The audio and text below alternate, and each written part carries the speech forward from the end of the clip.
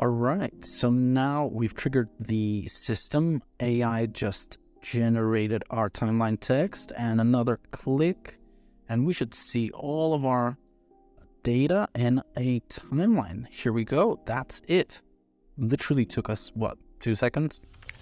Hey everybody, how's it going? Alex here again, and time for another demo. This time, AI.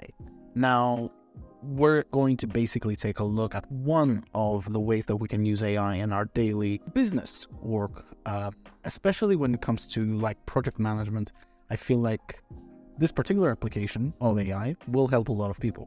So first and foremost, I'm going to show you how this basic thing works and explain the concept. Next, we're going to take a look at the database and how I've set things up. Following that, we're going to delve into how Make is set up, which is the tool of choice for this particular automation. And yeah, that will be that. So let's get started.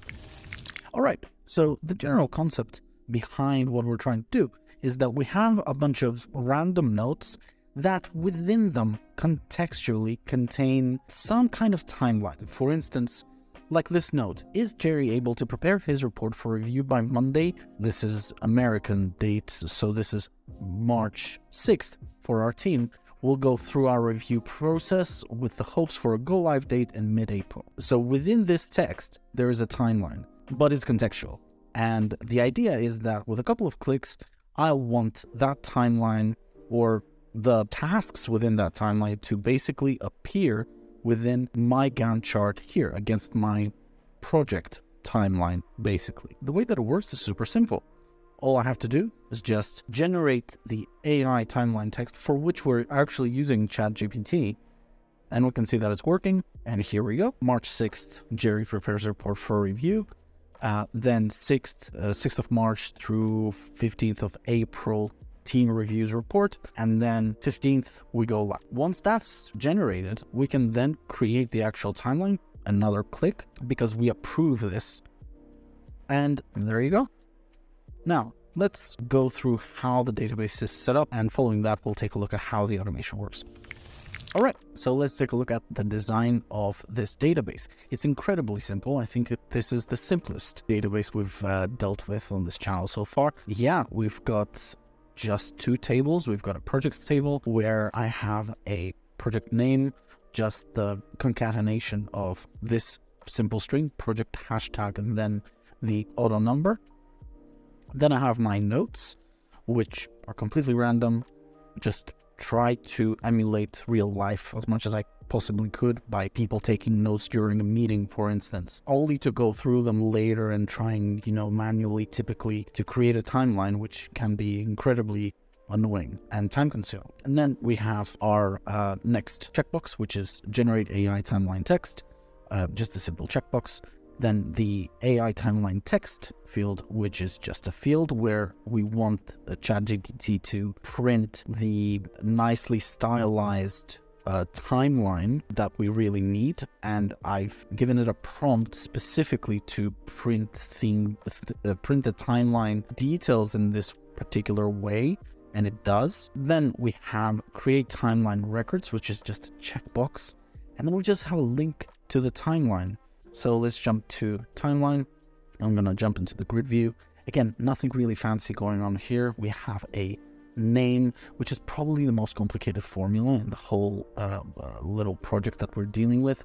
The most interesting thing about it is that we're kind of like using the slightly different formatting for the dates, for the start and end date, just by saying that, start date M, which gives us like a short version of the month. Then we have a D and then a small o, which gives you the date number, but also basically the suffix, the 6, the first, I think it's called the canonical, or yeah, I'm not sure. Anyway, bottom line, it adds that, it creates the date in that way. And finally, we have a space dash space and then description, limited to 30 characters, and then just ... so that it looks like this. We don't want to have long descriptions, basically. This is what we're trying to do. Then we have our link to our project, the description itself, the status, obviously by default when the timeline is getting created, all of this goes to do. Then we have start date, end date. And that's it in terms of the design for the database. Let's now dive into the automation. There's a few interesting things in there and we should take a look. Okay, so basically we have two automations that are taking place.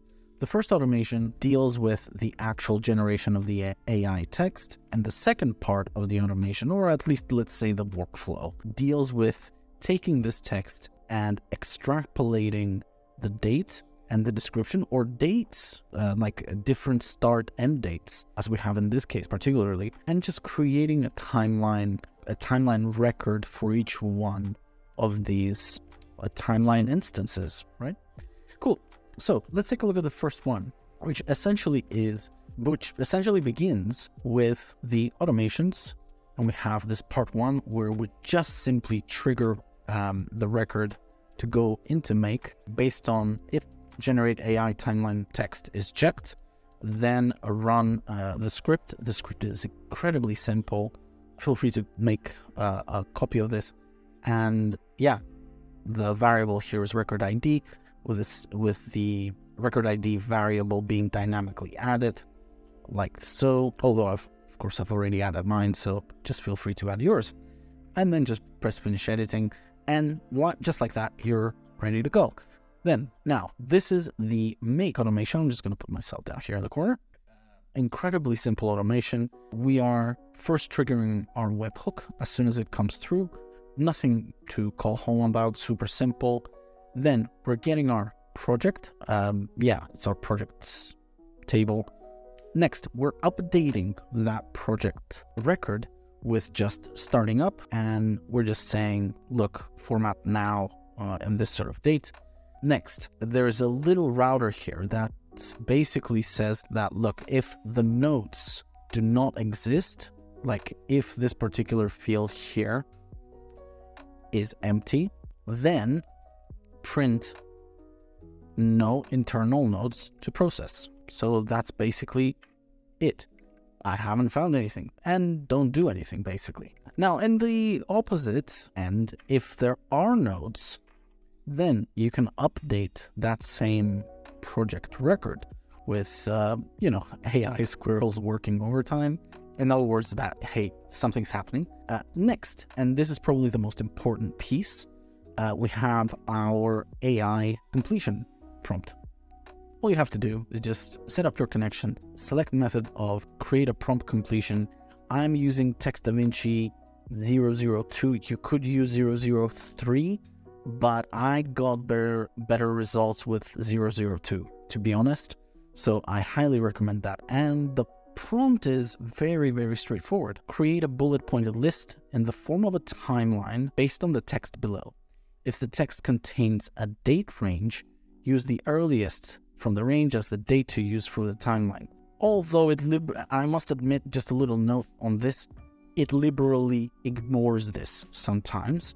Yeah, so much to say about that. Each bullet point should always start with the date written in the format of, and this is important, followed by a colon, a space, and then the description.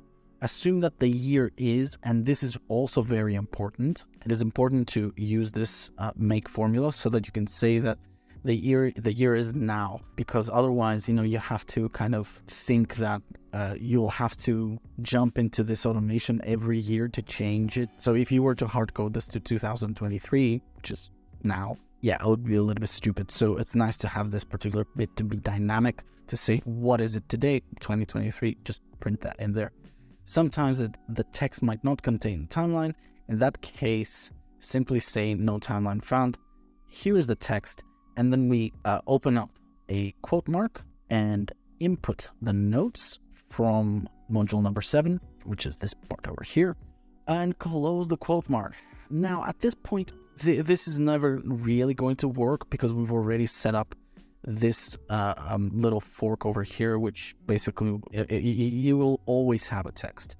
But sometimes it might not actually fetch a text. It happens sometimes. But this is the best prompt that I could come up with for it to work pretty much 99% of the time.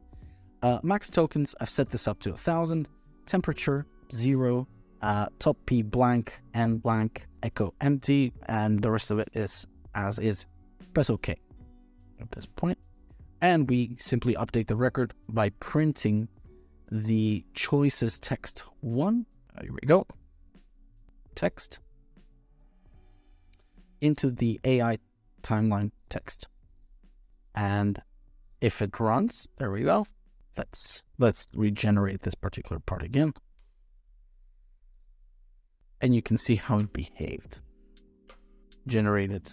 We've given it all of this text. You can see how it dynamically brought in the year, how it brought in all of this data, and then the choices in the text, how it gave us this text over here.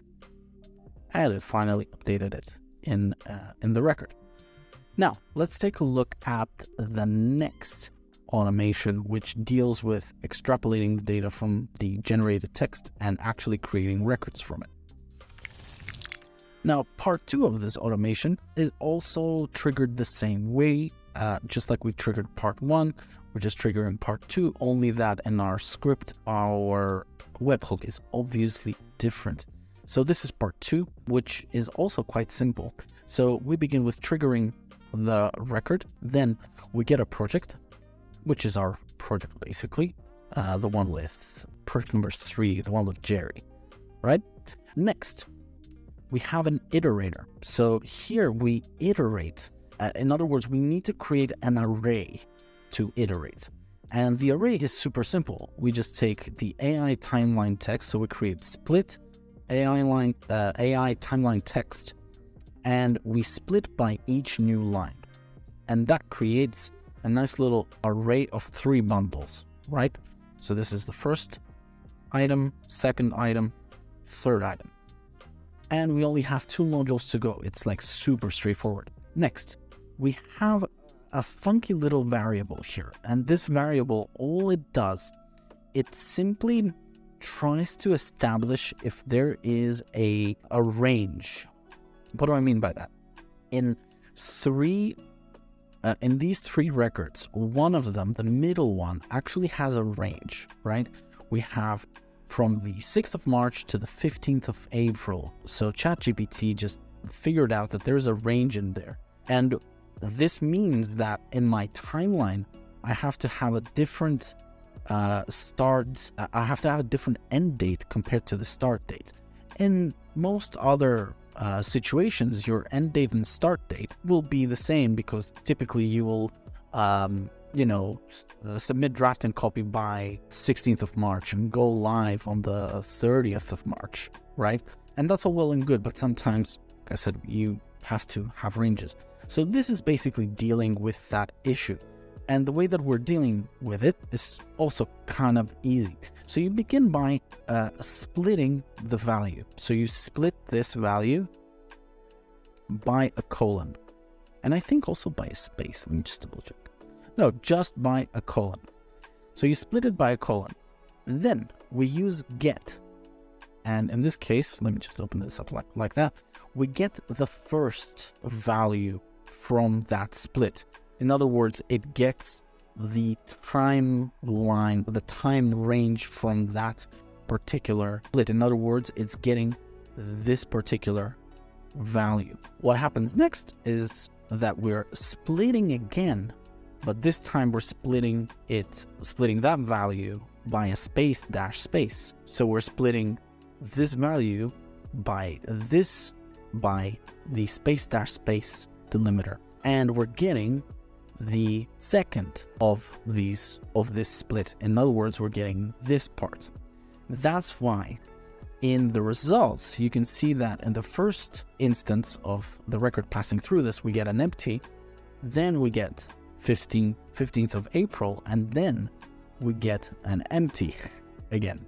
And that is because here there's nothing, here there's the 15th of April, and here again there's nothing. Super useful. Final thing that we need to do is we need to create an actual record, and this is also quite simple. First of all, we're matching project, which just grab the ID from number 3. Then description, again, super simple. Split the value just like we previously did, but in this case, get number 2. In other words, if this is split by the colon as the delimiter, then just get the second part of it, which is on this end, on the right hand side, the team reviews report, or Jerry prepares report for review, or go live date. So that goes in the description. Status is hard-coded to to-do. The start date is basically the same code from here, only I'm changing this to, which was here in this end, to a 1. Is that right? Yes, exactly. So from there, the end date is actually very, very simple. It looks complicated, but it's incredibly easy. So I'm using an if empty.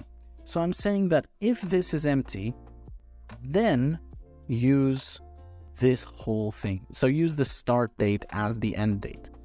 But the way that if empty works is that it will print this value if it exists. Alternatively, if it doesn't exist, it will simply print something else. So that's exactly what I've done. I've told it to basically, look, if you don't find a time range, a date range, just use the start date, which is this particular expression over there. And that's basically it. Let's see it in action. So here I am, and let's just delete all of these timeline records. On click, re-click, and let's watch this. Here we go. And the 3 records were created. So yeah, that's it, guys. Thank you very much for sticking around, and I'll see you in the next one. Cheers.